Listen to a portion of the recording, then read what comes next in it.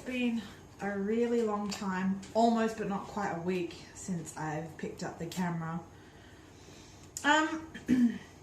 It's been hard. It's been a lot harder than I anticipated this time round. I think just because it's our 5th round, we've had, like, this is now our 3rd transfer, and we've had 2 failed transfers before, and I guess I just didn't really realize how much that had actually affected me. I'm usually pretty much a person who I acknowledge what's going on, I feel it, I grieve, and I try and move on as best as I can, because I like to be hopeful and not linger there. But it's definitely, like, emotionally been quite a lot harder than I thought it would be. So it took me a couple days to tell people that we had the transfer, that I don't even think I've said it out loud, that we're poopo, pregnant until proven otherwise. Yeah, it's been different, it's been weird. So lots has been happening. I ended up getting sick. I was having like a borderline temperature of fever, but not quite fever, but like borderline temp. So I did take a couple of Panadol for, like, especially for Monday, Tuesday. I've just been taking it easy. I definitely, OHSS symptoms got worse, but they did start to get better. So I knew that there was resolution coming for that on its own. It wasn't continuing to get worse without getting better, so that's good. But yeah, it's been a lot rougher than I had anticipated. And then I get back to work and find out there has been 6 confirmed cases of gastro at my daycare centre, in my room only. And one of my staff members were out. Like, it was a whole thing anyway. So that day I got diarrhea on. Awesome, you know, when your babies have blowout. So this kid had a blowout all over me. I guess I'm going to pause right there for a second. I have not shown you any of my Clexin injections. So they're a pre-filled syringe. It's my luteal support. It's supposed to help, I guess, keep the pregnancy and things moving the way they should. I did my bruise side. You can still see some of the bruises from last time. So I've just iced the other side and prepped that. But yeah, I haven't really shown many injections this time. This one doesn't hurt anywhere as much as some of the other injections. And if you want to watch a whole bunch of injections, I've got 4 rounds of them, but I think the round 2 and 3 had the most injections. I think round 2 I showed every single one of them. Anyway, so if you want to go that, feel free to go back through the channel and check it out. If you like what you're seeing, click like and subscribe, appreciate that. Yeah, but even, like, going back to the story, you know, got blown out from this poor kid who had gastro, got sent home.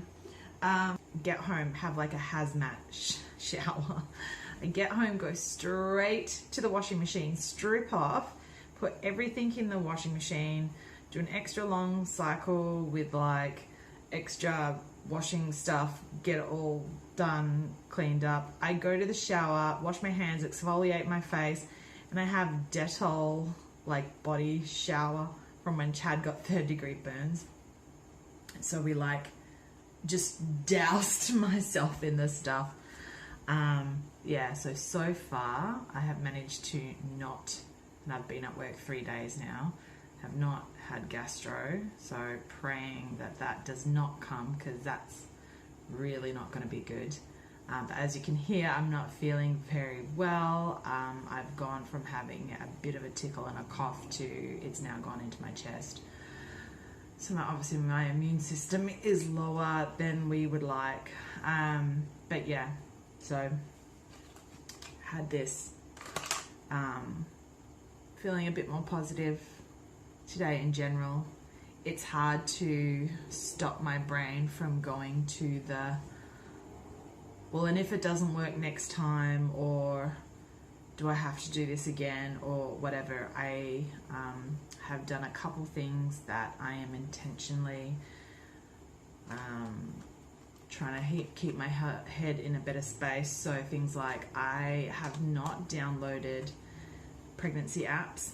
I haven't, you know, it's the ones where it tells you step by step what the embryo should be doing and how it's attached, and this should be happening and that. And last time I really tried to do that to help visualize and with my prayer life and all of that kind of stuff.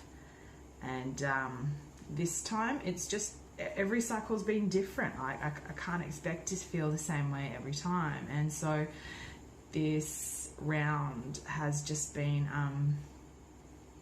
yeah, I guess a lot more introverted.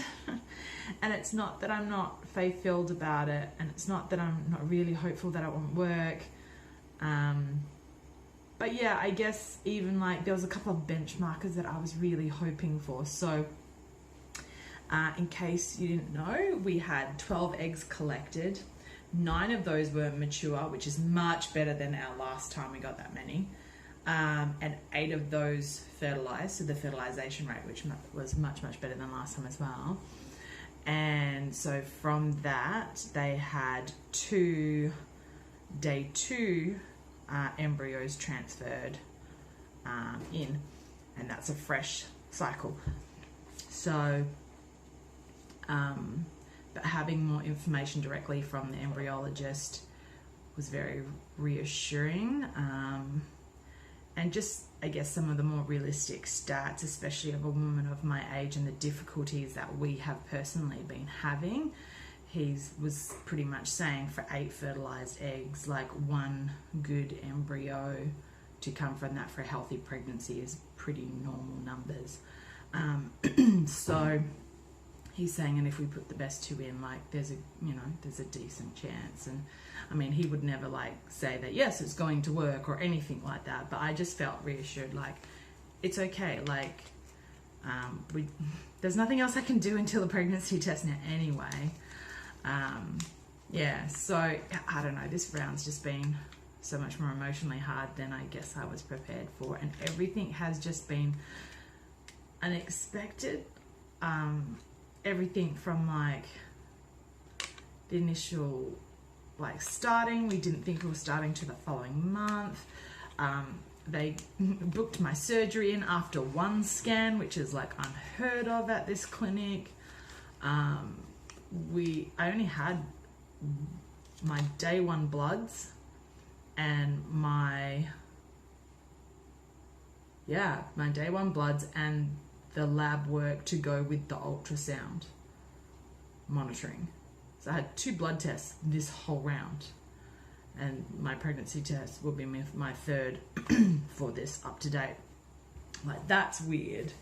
You know, hoping for a day 3 embryo transfer and a double embryo transfer at that, because last time we did a day 3 embryo transfer hoping for a double, and we didn't have our other one. Like we think we had 5 fertilized.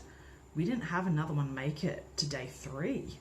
And so to have at day 3, we had like at least 2 at the 4-cell stage looking good enough to implant on day 2, but to then have 1 out of the remaining 6 make it to day 5.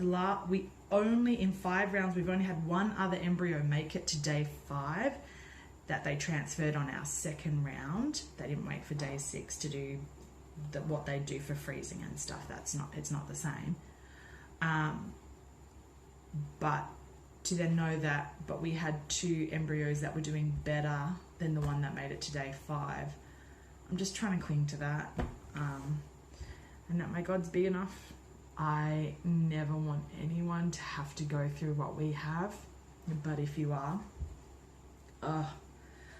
my heart bleeds. Truly it does. And yeah, look, I love you guys.